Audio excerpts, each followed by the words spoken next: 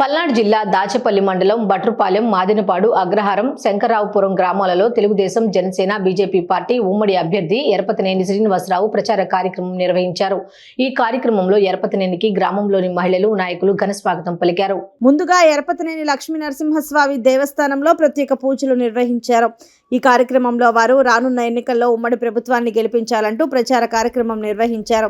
ఈ సందర్భంగా ఎరపతినేని మాట్లాడుతూ 2019 ఎన్నికల్లో వైసీపీ ప్రభుత్వం అధికారంలోకి వచ్చిన తర్వాత రాష్ట్రంలో కానీ గురజాల నియోజకవర్గంలో కానీ ఎక్కడా ఎటువంటి అభివృద్ధి చేయలేదని వారు ఎద్దేవా చేశారు.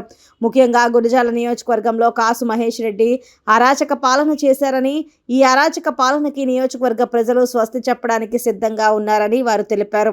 టీడీపీ ప్రభుత్వం అధికారంలో ఉన్నప్పుడు ఈ గ్రామాలను అన్ని విధాలుగా అభివృద్ధి చేశామని వారు తెలిపారు. వైసీపీ పాలనలో కనీసం తట్టమట్టి కూడా పోయలేదని వారు తెలిపారు. గురజాల నియోజకవర్గంలో గ్రామాన బెల్ట్ షాపులు పెట్టి అక్రమ మద్యానికి తెరలేపారని వారు ఎద్దేవా చేశారు.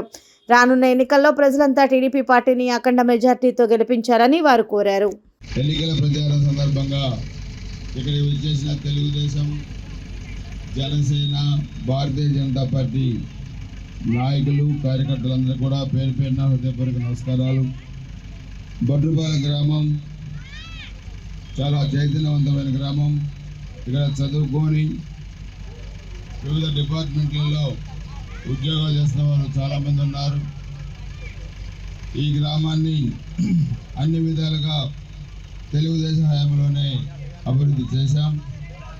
గత 14-19 మధ్య ఈ గ్రామం తెలుగుదేశం అధికారంలో ఉన్నప్పుడు ఎన్టీఆర్ జలశీల పథకం కింద 150 బోర్లు, 40 ట్రాన్స్ఫార్మర్లు, 100 మోటార్లు ఇచ్చాం.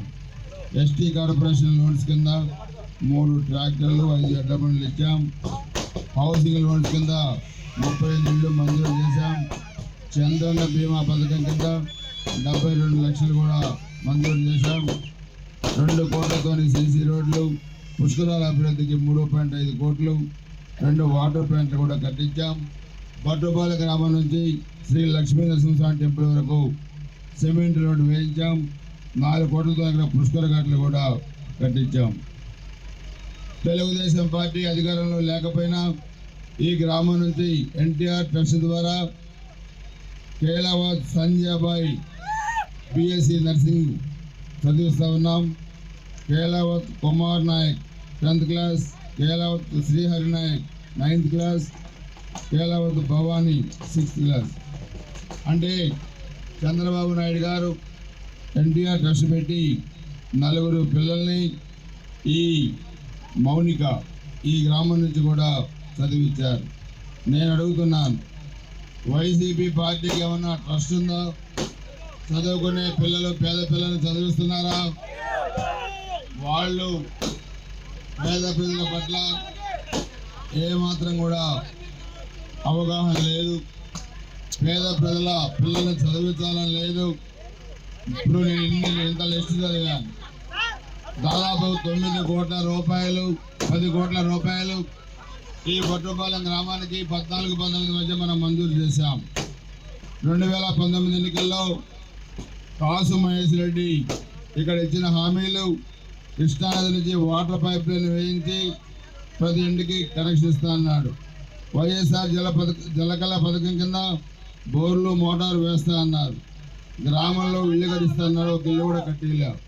యువతకు ఉపాధి కల్పిస్తా అన్నారు. చెప్పండి, ఏమైనా ఈ పనిలో కాసు మహేష్ ఒకటి కూడా చేశాడా? మరి ఎప్పుడు వస్తారు మీ ఊరు ప్రచారానికి? రాడా? ఎందుకని మీ అడగండి, ఎందుకు రాడు? మీరు అడగాలి, ఎందుకు రాడు? నేను మొన్న మాధవరం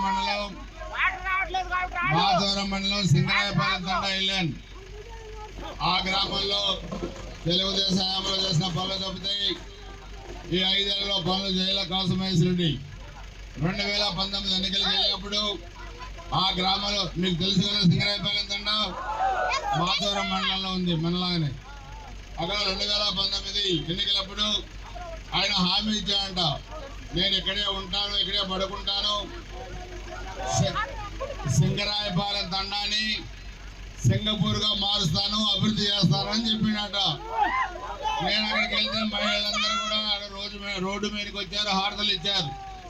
ఇంత పెద్ద ఎత్తున నేను ఎప్పుడో 30 ఏళ్లలో అంత పెద్ద ఎత్తున ఆ తండాల్లో నేను చూడలే. ఈరోజు మీలాగే ఆ రోజు పెద్ద ఎత్తున వచ్చారు.